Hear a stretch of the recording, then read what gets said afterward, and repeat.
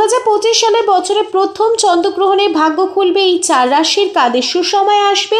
আপনি আছেন তো এই তালিকায়। 14 মার্চ কন্যা রাশিতে বছরের প্রথম চন্দ্রগ্রহণ ঘটতে চলেছে। এই সময়ের মধ্যে 4 রাশির ব্যক্তিরা লাভবান হতে চলেছেন।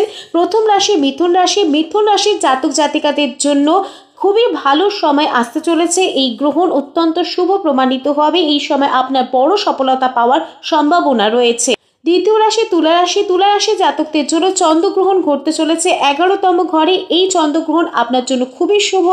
এই সময় আপনার আয় ভালো হবে এবং বন্ধুদের কাছ থেকে কিছু ভালো খবর পেতে পারেন। তৃতীয় রাশি বৃশ্চিক রাশি। বৃশ্চিক রাশির জাতক জাতিকাদের 10ম ঘরে চন্দ্রগ্রহণ ঘটতে চলেছে। এই সময় আপনি ব্যবসা সম্পর্কিত একটু বড় সিদ্ধান্ত নিতে পারেন, যা আপনার জীবনে আপনার কাজে বড় সুবিধা নিয়ে আসবে। কর্মজীবনে বড় সফলতা আসতে চলেছে। ধনু রাশির জাতক জাতিকাদের জন্য খুবই শুভ প্রমাণিত হবে এই চন্দ্রগ্রহণ। কর্মক্ষেত্রে দুর্দান্ত সফলতা পাওয়ার সম্ভাবনা দেখাচ্ছে এবং আপনারা ভাগ্যের পূর্ণ সমর্থন পাবেন।